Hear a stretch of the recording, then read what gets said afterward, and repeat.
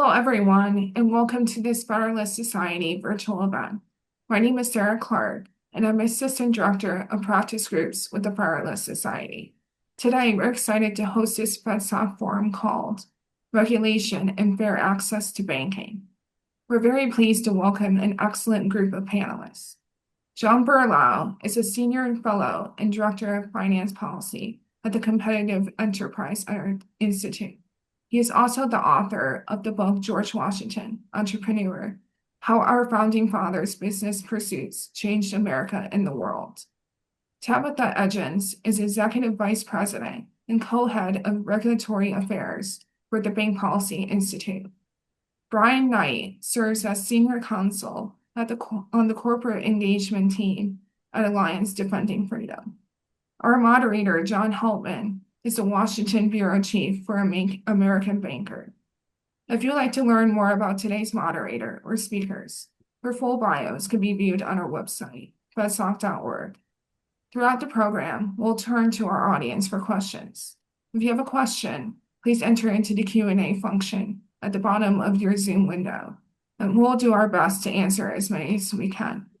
Finally, I will note, as always, all expressions of opinion today are those of our guest speakers, not the Federalist Society. With that, Mr. Heltman, thank you so much for joining us today, and I'll hand things over to you. Thank you, Sarah, and thank you everyone for joining us today. So we're talking about debanking, right? And I just want to start out by talking about what exactly it is we're talking about. So Brian, what is debanking? Thanks, John. So debanking, when people talk about debanking, they tend to talk about one of three things, and this is a Venn diagram with overlap. One would be a federal or state regulator who regulates banks, putting inappropriate pressure on a bank or other financial institution to cut ties with a customer. And the sort of paradigmatic example of this is the FDIC pressuring banks to cut off payday or refund anticipation loans. This is often what's referred to as Operation Choke Point 1.0. The second scenario is where perhaps regulation inadvertently renders customers just economically unviable. Something like, say, the obligations to comply with the Bank Secrecy Act raises the cost or risk too much. So even though there's nothing wrong with the customer, banks feel compelled to cut people off. The third and perhaps most controversial bucket is banks themselves deciding, well, we will not bank certain customers to try to affect the downstream world. Maybe that motivation is coming from the bank's management. Maybe it's coming from some constituency of the bank, like other customers or employees. And examples of this include the targeting of firearms manufacturers, contractors who assisted U.S. immigration, and fossil fuels, where you see banks saying, well, look, we want to be part of the change. We want to drive change to a better place. And so we are going to curtail access to financial services to do that. Tabitha, can you tell us a little bit about, like, to the extent that we know the sort of what is the problem in the administration's view and the banking industry's view that we're trying to solve here? Yeah, so when I think about what the problem is that we're trying to solve, I think the best place to start is the president's August executive order on guaranteeing fair access to financial services. And there it states that the concern is with politicized or unlawful debanking, which it defines, sort of, I'm paraphrasing here a little bit, as restricting access to financial services based on a customer's political or religious beliefs, or based on lawful business activities that the provider disagrees with for political reasons. The industry, supports fair access to banking, and I think there's broad agreement that political and religious beliefs should not unfairly affect customers' access to banking services. So that's why we've been working with Congress and the administration to address the root causes, many of which Brian just described in his second bucket, which are those regulatory causes, to ensure that banks can continue to serve law-abiding customers. As far as that middle bucket, like Brian was saying, with the regulatory drivers, I do think it's important to note that while debanking can mean a lot of different things to different people, like Brian was saying, at the core of the issue, I think, is that consumers are having their accounts closed when they are law-abiding and creditworthy, and they don't know why. So I think we want to get into, and there's probably, we'll talk about it more in depth in this panel, but given that it's called regulation and fair access to banking, we'll talk about those regulatory contributors to the issue. That includes the BSA framework, like Brian was saying, which tasks banks with rooting out financial crimes and fraud, and threatens severe penalties if they slip up. But it also includes, beyond BSA AML, guidance that we've seen over the years, including on crypto, on climate, on reputation risk, all of which we'll get into, and all of which have circumscribed, banks' abilities to make business decisions. So we're happy to see a lot of those that have been changed. But that's, some of the key drivers and areas for focus to address the issue. And John, if I might, Please. so Tabitha has an excellent description of bucket two. Bucket three is, like I said, the most controversial. And I think one thing that's worth noting about the EO and what we've been seeing from this administration and what we've seen at the state level is that there's also a recognition that banks receive a ton of government protection, they receive a ton of government power, and they are given that for the purpose of facilitating a lawful economy. But if you have banks, especially large banks, like as we saw in 2019, 2020, and before, saying, well, look, we're going to use our privileged position to try to frustrate the lawful economy because we don't think this should be available or it should be lawful, then that's antithetical to the reason why that power and protection is given. And this administration is saying, well, look, we do not want to see this power abused. And so that's another part of what we're seeing, from the regulators as they're doing their examinations. The OCC just had their preliminary report come out. And also what we're seeing at the state level as states are passing fair access laws aimed at that third bucket. Getting a little ahead of ourselves there, Brian, but we'll flesh that out some more for sure.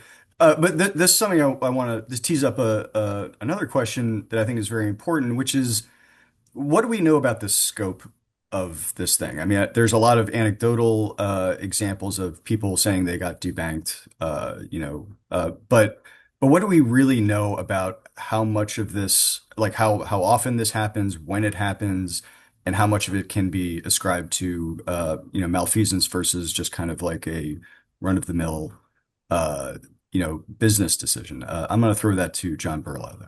Yes, John, pleasure to be here with my fellow distinguished panelists and at this FedSoc forum. And thanks everybody for attending.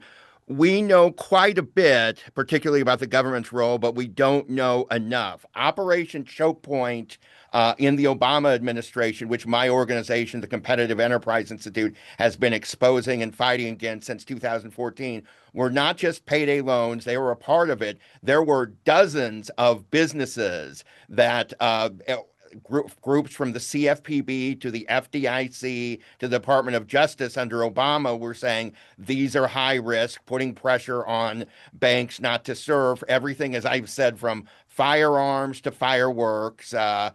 Pornography made it, and then you had things like the climate guidance under the Biden administration, where they said be careful of climate risk. The FDIC and the Fed and OCC did a coordinated guidance on this, which I believe has since been repealed. You also had the FDIC revealed in February of last year 25 pause letters to 24 banks asking to deal with digital assets. So the government's role has been quite extensive. Many people have been debanked as a result. But you need even more investigations. We need like a Twitter file showing with the deplatforming about how much the government, in some of the high profile cases, was there a suspicious activity report? Was there a reputational risk guidance, either formally or informally, from the from the bank examiner. I am glad, and there is a lot to praise in the President Trump's executive order about ending reputational risk, but we need to go further as far as the Bank Secrecy Act, the suspicious activity reports, which is, BPI had noted. I mean, they're filed on many innocent Americans, yet the bank regulators will, and sometimes have justified that as saying, well, we need all the information in case there's a terrorist or a criminal, which raises some First Amendment concerns. But then there's also encouragement, even though everyone knows that most people they're filed on are completely innocent, that banks should close the accounts of the other person. I've read that BPI has written about that. I've also talked to some in the field. So I would on bucket one and bucket two, as Brian mentioned, I'm in almost complete agreement. It's bucket three. I do think it's going far and raises freedom of association questions when you say a bank has to respect, has to deal with everyone who and cannot not deal with disassociate based on the First Amendment grounds. I mean, you look at some of the horrible comments about Charlie Kirk, some private businesses when people were saying awful things like, "I hope the bullet didn't get hurt," other things. That those people who made those comments got fired, and then, in my opinion, they should have been fired by everyone from DC Comics to MSNBC. I think a bank also, or a credit union, also has a right to say this speech is, among other things, creating a risk. We don't have to deal with this person. So, John, if I might, because John Berlau raised the issue of freedom of association, and I would say I don't think that's actually accurate as a matter of law. Freedom of association is related to the right to free speech, and for that to apply, the issue has to be that if the association with the person will interfere with the speaker's ability to speak, and so in a scenario where we're talking about bank products, those are not expressive acts. And so the scenario here, as the 11th Circuit recently wrote in the Fearless Fund case, where you had a venture fund that said, we're only going to invest in minority businesses. And they were sued for racial discrimination. And one of Fearless Fund's defenses is, well, look, we're trying to make a statement about the state of the economy for minorities. And what the court correctly pointed out based on a lot of Supreme Court precedent is there's a difference between making an expressive act versus just refusing to do business with certain groups to try to make a statement. And some of our leading free speech cases, which I'm proud to say my colleagues have been responsible for, they deal with the fact that, like, you cannot make an artist create art, speak or create a statement that they disagree with. That's different from saying, oh, you're not allowed to require people to do general business with people, or that someone has a right to say, full stop, I will not do business with somebody because of some protected criteria. Now, we should note that in many cases, particularly on the industry side, until recently, there really weren't legal protections. There wasn't really a protected class. That is starting to change. But there is not a First Amendment issue here with prohibiting banks from refusing traditional banking services on the basis of sort of industry criteria. And I will say that fair access laws do not imply a duty to serve. They, like traditional anti-discrimination law, instead remove a criteria upon which a bank might make a decision because that criteria is inappropriate or creates undue harm to society. And I would love to get into the history of that, because there's actually a rich history of us doing this in the banking system. We will get to that. I did have one thing I want to ping Tabitha on, which is teed up on something John said, which is we need like a Twitter files of this. We need like a dump of like what's behind the curtain. But can you tell us a little bit about like are these kind of debanking actions tracked internally by banks? Are they tracked by supervisors? Is this data what data that is tracked comparable from one institution to another? Like what is the universe of what is knowable about how often and under what circumstances debanking occurs? Yes, so not to my knowledge, John. I don't think there's been a sort of systematic tracking, certainly by regulators previously. They of course have complaint databases where high level Hmm. information about complaints is available, but again, I'm not aware of formal tracking, that goes into the specifics of these types of complaints. So I think we don't know very much about the scale of the issue or even, sort of confirmed facts about individual cases. I will say, reviews by the agencies pursuant to the president's executive order are ongoing, and the OCC has said that they plan to share additional information in due course coming out of that. So we may learn more. I will say, again, it's commercial information that I'm not aware of. As far as the scale and numbers, my understanding is that the percentage of accounts that are closed each year is small.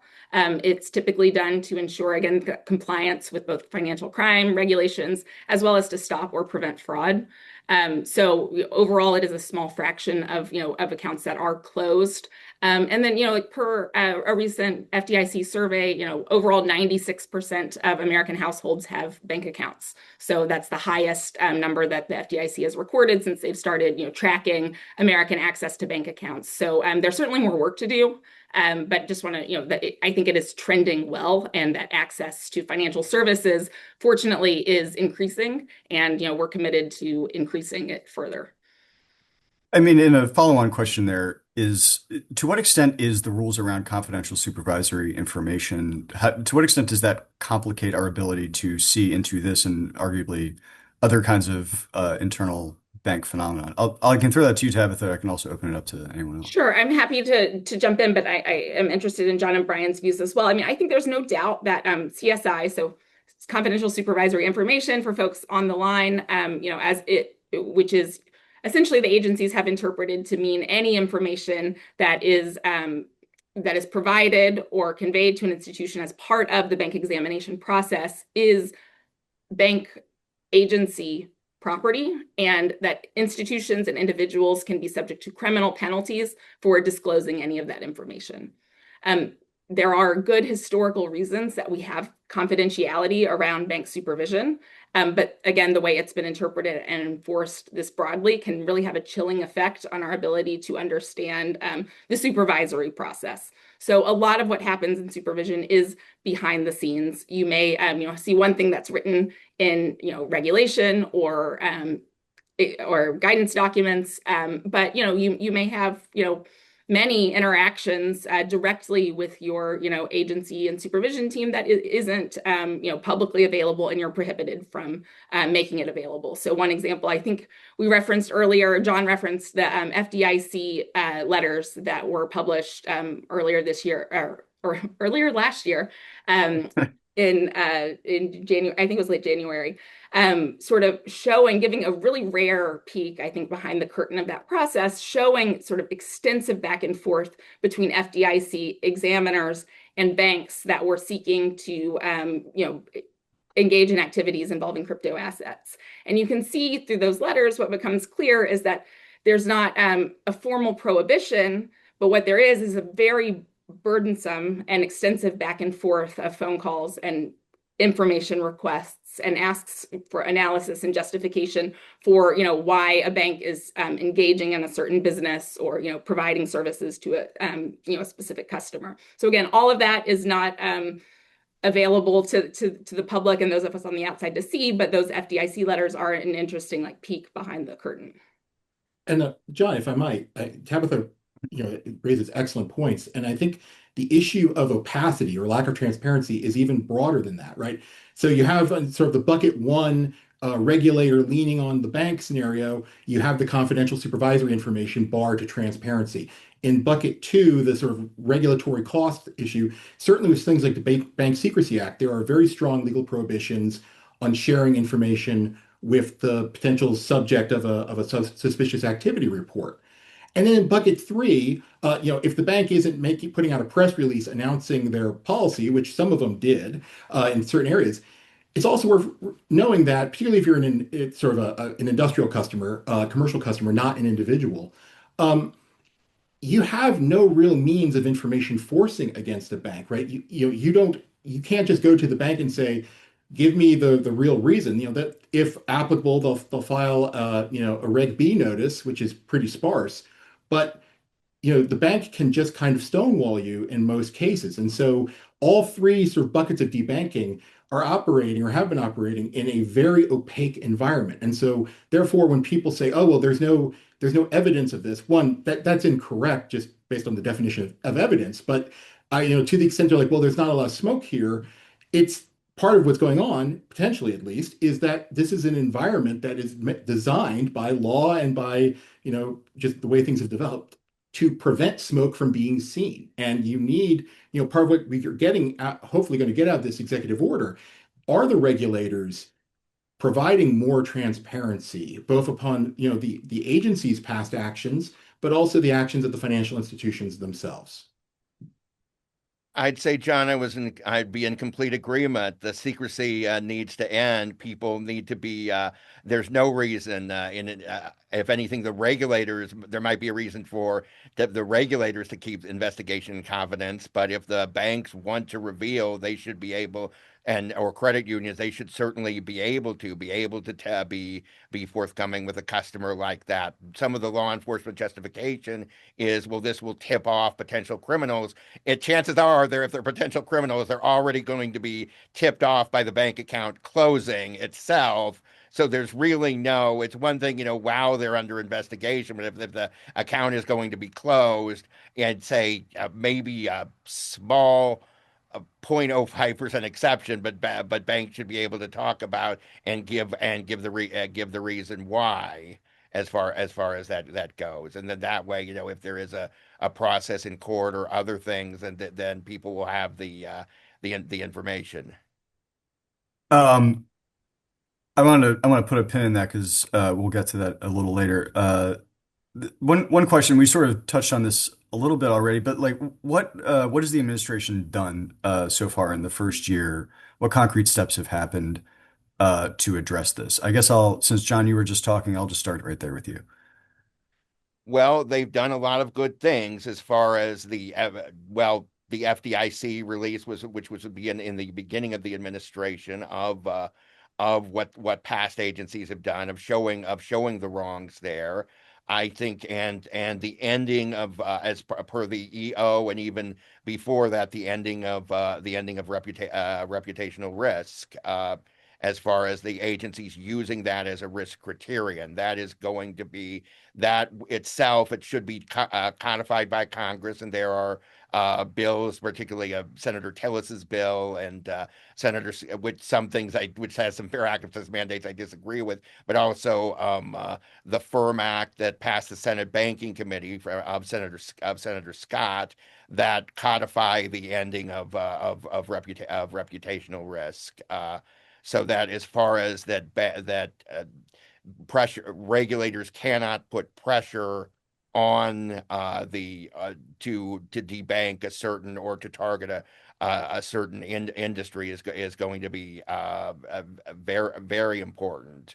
So that's the commendable action from the administration, and also bills in Congress. And I would add to that another thing that the FDIC and the OCC is doing, and it would be wonderful if the Federal Reserve would follow suit in terms of doing this via regulation, is they're also actually trying to put a definition around unsafe and unsound practice.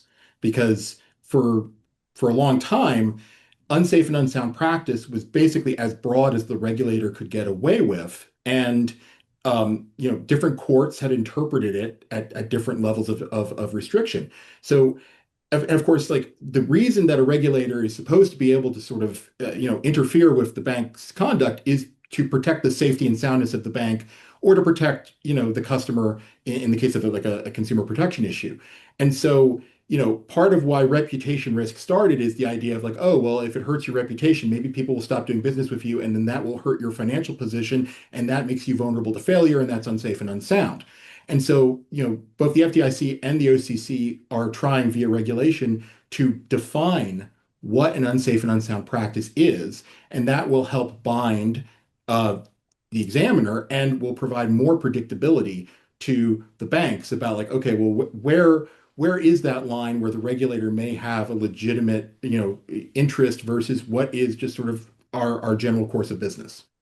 Yeah, and can I jump in on that too, Brian? Because Please. that's it's such an important point on the safety and unsafe and unsound and MRA proposal. It's the key sort of reform in that proposal is that the agencies are for the first time they're adopting a proposed definition of this term that is a huge behemoth in banking regulation, and they're tying it to financial risks, consistent with the case law that has defined what unsafe or unsound practices are. So by tying it to actual financial risks, so bank risks to a bank's capital or its liquidity, credit risk, et cetera, by tying it to those financial risks, it's eliminating so much of that subjectivity in the supervision process, kind of like as we were talking about before, where sometimes you can have situations where the conversation is really about business judgment and whether this is the right way to be running your business rather than just monitoring true risks to the financial condition of the firm. So agree with Brian that that's a huge reform that among other things will empower institutions to make business judgments that will better serve their customers and the economy. I think we sort of touched this a little bit, but if you're a bank right now and what's the legal restrictions or rules of the road around your accepting or debanking? Like if you have what are the rules and law around your taking a customer and parting ways with a customer? I guess I'll send that to you, Brian. Yeah, so at the federal level, there's actually surprisingly little. You have the Equal Credit Opportunity Act, and you have civil rights law around mortgages and some other financial institutions, but at least or financial products. But to my knowledge, there isn't something governing payments or deposits, and those have a certain set of protected classes, and they say, in effect, you cannot make a decision based upon the fact that the customer fits within one of these protected classes. Now, there's also the disparate impact question of, well, if you make a decision, and it disproportionately affects people of a certain, protected class, that might also give rise to liability. That's controversial, but the direct, discriminatory intent portion, that is pretty well established and pretty well accepted. There are, prior to the past few years, there were some states that had broader protections. They would protect classes that were not protected under federal law, like things like political affiliation or sexual orientation. And in the recent couple of years, since about 2019, where we saw certain banks be very vocal about their decision to debank industries for, with the desire to drive societal change, you have had states that have passed laws prohibiting banks from making or denying services on the basis of a desire to interfere with lawful activity or to try to prevent people from engaging in lawful activity. You also have laws that protect political affiliation, political activity. Because the laws historically, laws that protected political affiliation were, well, are you a Republican or are you a Democrat? Versus, oh, you are advocating for this bill or advocating for or against this cause. You're trying to influence society. So this new crop of fair access laws actually get to that. And Hmm. so that that's there to help protect people from banks. Clearly, at least many of the laws apply only to relatively large banks, abusing their privileged position to try to dictate rather than facilitate the economy. Um, that brings me to so like one of the things in the executive order it refers to political debanking, right? Mhm. And of course, like political affiliation is there's a certain number of federally protected classes, and it's like age, race, national origin, so on and so forth. But political affiliation isn't one of them. Does that complicate things at all now that there's an executive order saying you can't do political debanking, but legally that's something that banks are allowed to do? Tabitha, do you want to touch that? Yeah, I mean, I think, I agree that, political affiliation hasn't been covered in, a COA or existing, statutory law. But, I also agree, kind of as we were saying at the outset, that, banks make decisions based on business and commercial risks and not based on, political and certainly, religious factors, which are already, covered by a COA as described. So, yeah, I mean, I think that, banks are, all that said, banks do have, extensive expectations for how they make business decisions. In general, the agencies have always sort of said that that banks decide the level of risk that they are to assume, and that whether they decide to extend services to a particular customer, as long as they're within the parameters of the law, then that's a bank business decision.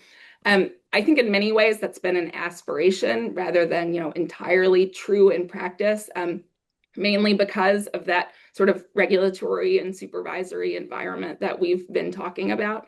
Again, the BSA AML framework is a big piece of this because it, again, requires banks to dedicate enormous resources to prevent, malicious actors, rightfully, from using the financial system, but at the same time holds banks to sort of a zero defect standard to prevent financial crimes. So I'm not sure if that's totally answering your question, John, but those are a few of the restrictions that come to mind as we're John, thinking did you about how want to banks jump in make there? decisions. John, I think the reason there haven't been laws really until at the federal level about this is the same reason there aren't laws about other businesses about who they may accept as customers. I mean, there are disagreements among the conservatives and libertarians about whether porn itself should be legal adult entertainment, but I don't think any conservative or libertarian would say that a shopkeeper must carry Playboy or Penthouse or DVDs. Yet here with some of either these for access mandates in the EO or through laws like the Tillis bill and others that are even worse, you would have a bank in a position where it would say, it would have to fund if say the adult entertainment industry came for a loan, or would have to give a good business reason not to, that would be an additional layer of red tape that in the Tillis bill a blue state attorney general could come and challenge. And it's just in general that the First Amendment, you have the First Amendment, the government can't interfere with the First Amendment. But as in the case like of the comments about Charlie Kirk, as in the case of whether you want to sell pornography, or getting rid of the choices whether you want to finance industries like marijuana, which I agree should be legal, and they should. I'm glad that this rescheduling will give legal clarity to banks to do it, but I don't think banks should be forced to really enter relationships into businesses with individuals any more than other businesses are, and other businesses may receive subsidies too, like PPP loans. So, if John, if I might, You may. it's a fun story, but actually, the reason why political affiliation wasn't covered in ECOA, in the original ECOA amendments, political affiliation was going to be included. But Hmm. in the hearings, the American Bankers Association and all of the banks came out and said, yeah, it would be terrible if banks discriminated on the basis of political affiliation, but nobody does it. That would be insane for us to do. Why would we do it? And Hmm. well, so the reason is not that people didn't think about it or didn't worry about it. It's that the bank said, well, that would be crazy. Um, yeah, and I would note that that also saw a scenario where part of the reason why religion and national origin are covered under ECOA is because of a concern that the banking system was going to be used for political purposes. Specifically, Arab states were trying to incentivize banks to cut off Israeli and Jewish customers.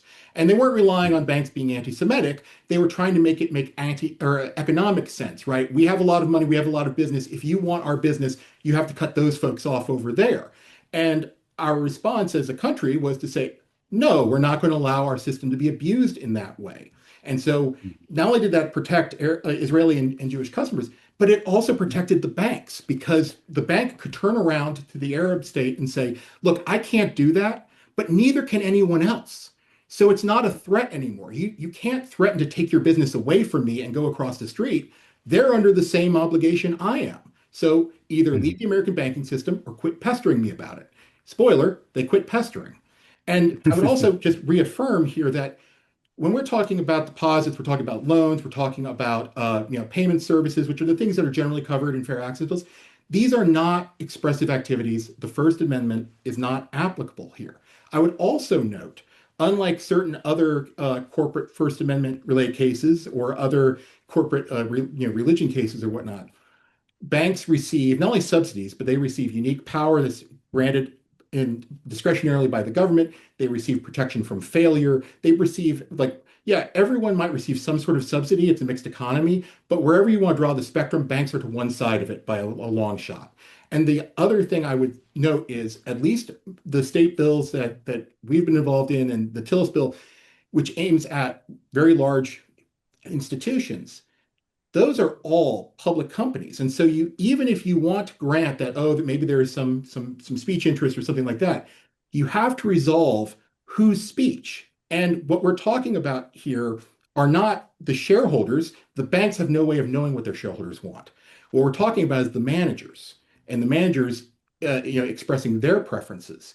And that looks a lot different because the manager is using other people, in this scenario, is using other people's property to forward their preferences. Or in the case like what I discussed in the 1970s, where it's some other constituency trying to pressure the manager, you still have the scenario where other people's property is being used to facilitate someone's preferences or someone's desires, and instead of the person using their own property. So while I don't think that in and of itself would resolve the issue, in favor of not, having a fair access issue, what we're talking about in the real world here is that, all of those arguments are unavailing.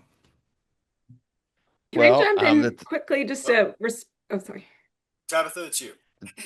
That was a lot to unpack, and I would just say that first of all, that the only apply to small banks. The Tillis bill that might be only apply to large banks. The Tillis bill that might be the case, but the Kramer bill, Senator Kramer's bill mentioned that applies to banks of 10 billion in assets or larger, which that would include like banks like Glacier Bank in Kalispell, Montana, some banks in Arkansas. 10 billion in some of these things that apply to aren't really that large as far as when you compare to would hit regional banks in different cities compared to some of the mega banks, which can be $1 trillion in assets. But even in that case, there is a way. Justice Alito in the Hobby Lobby case, was saying you can do what a large company, you can divine what shareholders want. You bring it to a vote if necessary. You buy stock. I would encourage shareholders to participate. So we can't have like a cutoff with banks or other things where say that their rights to associate or disassociate don't count. I'm not necessarily making a constitutional argument for all these issues. I'm saying, how do we want to live in a free society with a marketplace of ideas where we have the maximum amount of permissiveness? And I'm saying if this is generally we've had it where, if you don't want to partake in, selling porn, you don't have to. If you don't want to partake in financing thing, you don't have to. You can use freedom of conscience. I think that should apply to banks and credit unions as well. And there shouldn't be a special distinction between them and other businesses. Well, but there is a special distinction, John. Hold on, Brian. Okay, sorry. I'm gonna let Tabitha jump in here. Good. Yeah, I just want a couple of things because I think both John and Brian are making really important points. I think that I don't come at this really from I very much respect John's First Amendment expertise and considerations there. I think as well as Brian's concerns about access to financial services and not unfairly discriminating against people for political and religious views, right? So I think from my perspective, the harder sort of line drawing exercise as we start to think about what a workable federal fair access standard looks like is, how we ensure that institutions can make business decisions that, work for the business, that work for their risk management, that work for their legal compliance, and understanding that, every institution isn't going to be equipped to service every customer that walks in the door. And there are many, sort of risk management considerations that go into that. So while we can, recognize that, we share the the goal of promoting access to financial services, and again, not discriminating on those political and religious grounds, how do we craft the right standard that's going to let institutions that don't specialize in a particular industry make sure that they are not required to stand up a business to out of concerns that they're going to be penalized for not servicing it. And so I would say, yeah, so one, the banks are unique. They receive unique powers and for a specific purpose. When they fail or are in danger of failing, we very frequently bail them out, right? The Fed serves as lender of last resort. When Silicon Valley Bank failed, we pressed the 13(3) button to bail out regional banks. During the crisis, we bailed out some of the very large banks. Why? Well, one, because we need banks to facilitate a lawful economy, and two, out of concern for collateral damage. So to be a bank is not the same as being a bookstore on a host of different levels. And it's not unreasonable for us as a society, if we so choose, to say, hey, we gave you this power, we don't want it turned against us. The other thing I'd say to Tabitha's point is I think she's exactly right. I think we all agree that not, or at least I don't think anyone on this call wants a duty to serve, right? This notion of, turn banks to a public utility where thou must serve all without price discrimination. And if you have no idea how to underwrite this, well, tough luck. Nobody wants that. And I think that if you look at the Tillis bill, which, we had the pleasure of talking to his office about, and if you look at, at least the bills that ADF has been involved in at the state level, we agree that there are legitimate business reasons, completely legitimate business reasons for a bank to not take on a customer. What we want to avoid is the abuse of power, either by the bank or by some other constituency trying to use the bank as a lever. And so, if you're looking at risk like economic risk, if you're, sort of down, if the bank is sort of taking risk instead of trying to make it, we think that's appropriate, with the one exception, though, of, is if the risk is that the bank might face a boycott or some other pressure from some third party who's trying to attack the potential customer in question. That is not legitimate, just like it wasn't legitimate when the Arab states tried to pressure banks against Israeli and Jewish businesses in the 1970s, just like, the Woolworth lunch counter manager could not make a defense saying, well, I'm not racist, but my customers are. That is different because that's the abuse we want to try to prevent. But otherwise, I completely take Tabitha's point and agree that this is something that needs to be worked out with fear and trembling. We need to allow banks to make economically rational, profitable, sensible choices. And that's another reason why we have supported a large asset cap, because, when you're one of the very largest banks, your capacity to do more is higher. It doesn't mean that you can or will or should do everything, but your capacity to do more is higher than, certainly if you're a smaller bank. And we respect that, and we think that's important. Well, it seems that we have worked up a head of steam going into the Q&A section, and that's just what we were hoping to do.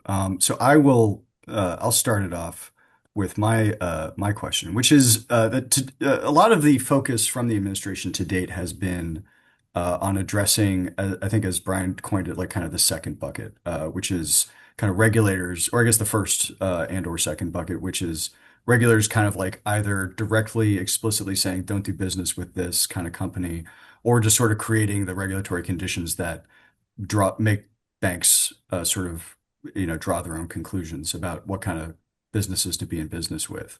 But I guess the question is like, is that the bigger issue, or should it be the bigger issue? And to what extent is the focus on on choices that banks are making, individual business decisions that banks are making? I'll send that to you, I guess, Tabitha. So yeah, I mean, from my perspective, yes, I think that's the largest bucket anecdotally is the bucket of accounts that are closed for regulatory reasons. And again, a lot of that really is around the BSA AML framework, which I don't think we talked about yet, the sort of the necessary reforms in detail as we were going through, things that the administration has done so far. The Treasury Secretary has indicated interest in reconsidering the how we do BSA AML compliance. We already have a 2020 law called the AML Act that directed the agencies to tell banks that they are allowed to direct more resources to higher risk activities that are more likely to catch the traffickers, catch the terrorists, catch the bad guys, rather than low risk activities, people who are, likely to just be engaging in, ordinary course activities that may set off various triggers. So all that needs to happen is that agencies need to faithfully implement that law that was already passed, and allow specifically institutions to direct more resources to those higher risk activities, and that will help to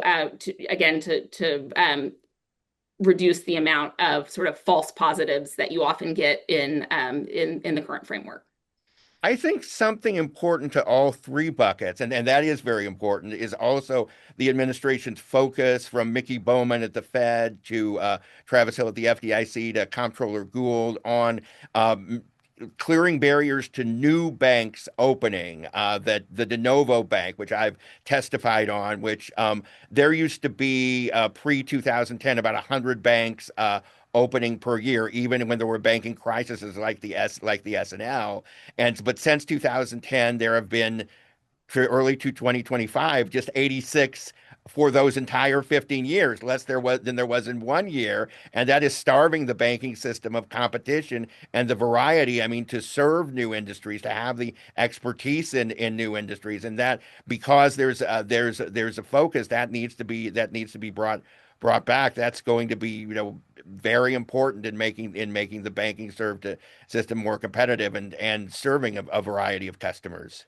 So I'm all for more banks. I think that would be wonderful. But realistically, depending on how you slice it, the top 10 banks in the United States have just under or just over half of the assets. And so, by all means, let 1,000 flowers bloom.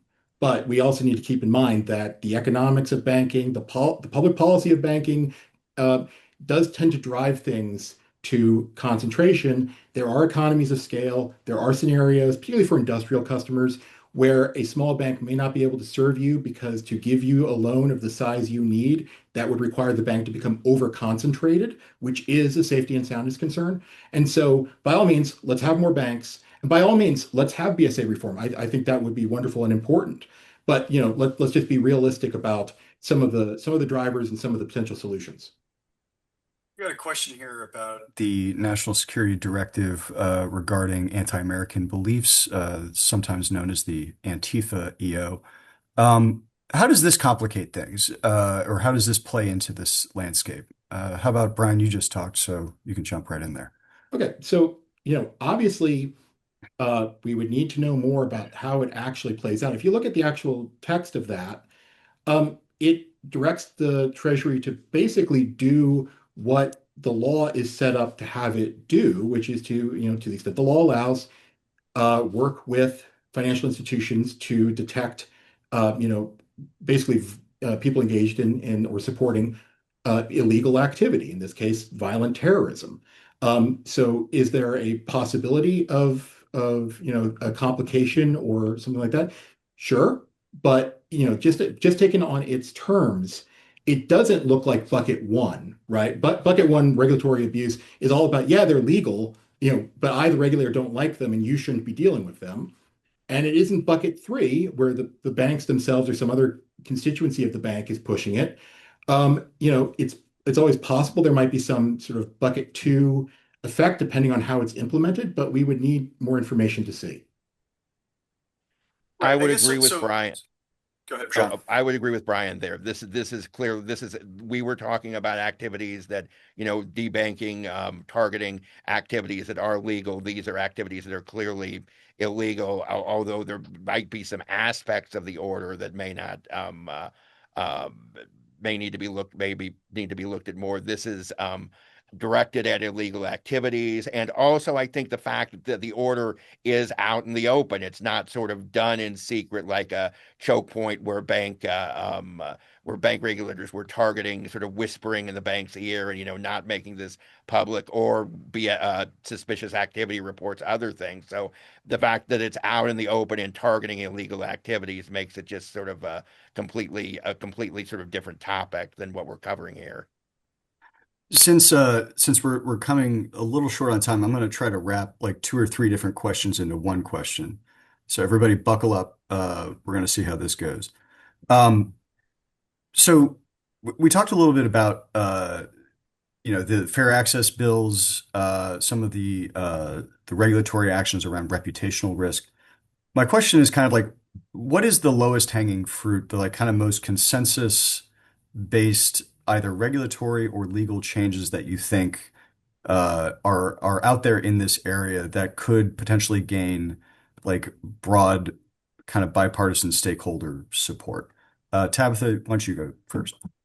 I mean, I think if we're talking about, there has been, some legislation on the Hill that's gotten bipartisan support. I'm not the right person to sort of do the political prognosticating about what's most likely to pass or to prevail. I mean, I do think, as evidence through this, in this discussion today, there is a draft legislative text out there on fair access that provides a good starting point, recognizing the various, trade-offs between, business decision and risk management that we've been discussing. So, that is out there, and there is a lot of, focus, I think, on the Hill, is my understanding, and bipartisan support for some of these, legislative proposals, including to provide more transparency or in the supervision process as well.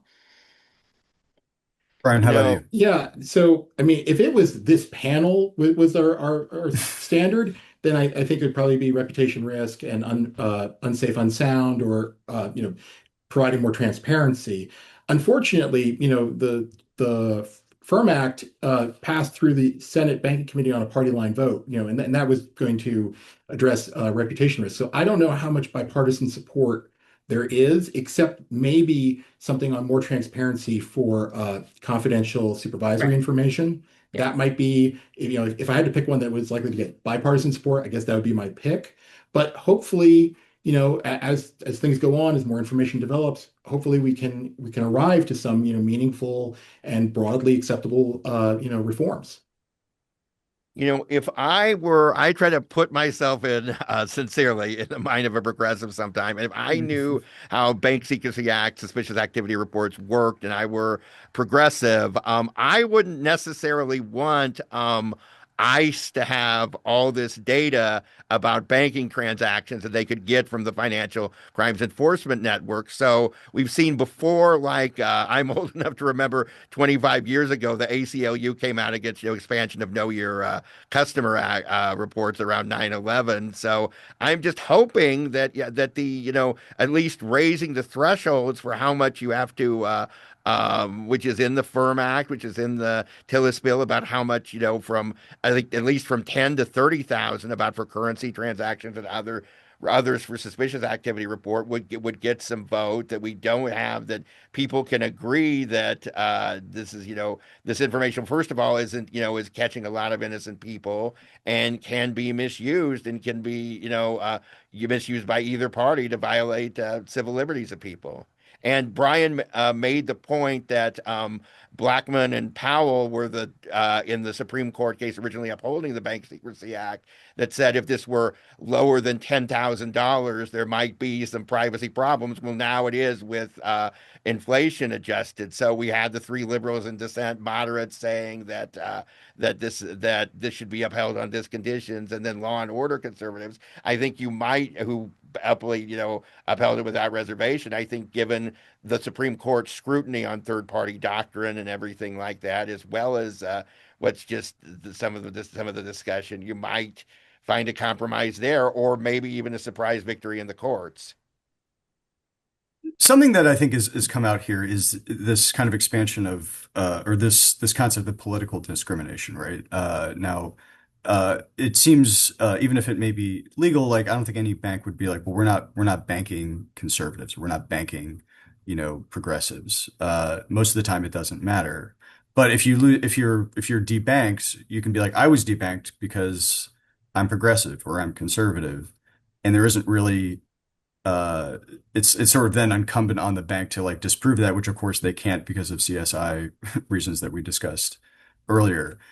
Um, is there a risk that in opening up or in trying to set rules around debanking that it could kind of make put banks in this kind of position where they have to like prove or disprove why they make the decisions about what kind of uh customers they have or continue to have businesses and what are the kind of risks that might accompany such a regime? Tabitha, you seem to be Yeah. nodding, so Yeah, I mean, I think totally sympathetic and understand like the frustration of having an account closed and not being able to understand the reason why. You mentioned some of that secrecy it's not CSI, it's actually the SAR secrecy requirements that also right. are statutory. And it doesn't just prevent the bank from saying, we filed a SAR, which again, the threshold for that is very low, but any information that indicates whether or not a SAR was filed is prohibited. The bank is prohibited to disclose, and there are good reasons for it. We don't want people we don't want to interfere with law enforcement investigations, and we don't want to provide a roadmap to fraudsters to be able, and this will happen, where people will see, oh well, this didn't work here, the account got closed, I'm going to go try something else. And if they're getting granular information about why the account was closed, that can just provide a roadmap for fraudsters to figure out how to circumvent anti-fraud systems, and we don't want that either. So there's good reasons why you want some protections about information, but understand also the need for the ability to provide more information to customers who are understandably in a really frustrating situation. So open to those recommendations on how we can strike the right balance. But I would note, and I probably should have done this earlier, and I apologize for not doing it. The reason why we need to be concerned about political discrimination is not like, ooh, boo-hoo Republicans, boo-hoo Democrats. It's that our system relies upon the notion that individuals can engage in core political activity, speech, organization, etc. And we have examples of organizations that have lost their accounts with a bank or with a bank-owned, product. And when they asked, they were either stonewalled and there, maybe that's a SAR, but maybe it's just the bank isn't required to say. Or what they get back is a citation saying, oh, you violated our terms of service because if you look at this term, it says you can't use this product for hate, defamation, et cetera, et cetera. We know that terms like hate have been weaponized. They were weaponized against the late Charlie Kirk and his organization. And so when banks are taking away, access to things, unfortunately, I am completely blanking on the political action committee that lost their account that was owned by one of the large banks, payment system. They were going to have a rally starring Donald Trump Jr. and they lost their account. And what happened is when they asked why, they got that pushed back at them. And then this was in Missouri, after Missouri politicians pushed back on the bank came and said, oh, we're so sorry. That was a mistake, but the event had to be canceled anyway. And so when we're talking about this, what we are talking about, or at least what I'm talking about, is concern about protecting that core speech, that core First Amendment freedom, and in a meaningful way. Otherwise, I mean, the legitimacy of our system just kind of falls apart. John, we This need is to just end the something. Go ahead, secrecy. John. We need to end the secrecy so people can find out, why their account was closed, and if even if there's no governmental remedy, they can take it, in the court of public opinion, having that information, and then market pressure, like it does on other businesses, will apply to that bank. Also, I think if you had, where you change some of the secrecy laws, you would have things where banks could negotiate, could spell out in contracts with customers, what are the procedures for account closing? What are these? And so people would, there would be more of a marketplace as far as that and what the account security and terms of closure and ending the relationship are. This is just occurring to me as we're talking, and maybe with 1 minute left in the discussion, it's the wrong time to freelance here. But doesn't that all kind of make the bank account as an artifact take on characteristics more of like a right than sort of a privilege. If you have a bank account, you have certain rights of not having that taken away, which seems to be not really be the framework, the legal framework that that bank accounts have now. No, John, I don't think so. I think the better Okay. analogy is if we look at something like ECOA. You don't have a right to a credit card, but you have a right to not lose your credit card because of your race or your country of origin or whatever.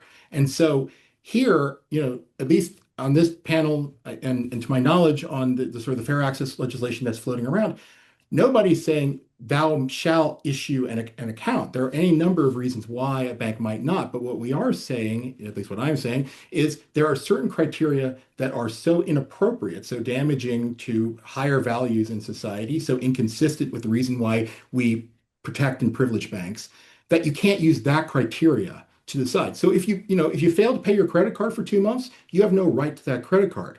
But Mm. maybe if you want to use your bank account to pay for a lawful political rally, that should not be the criteria by which it is taken away.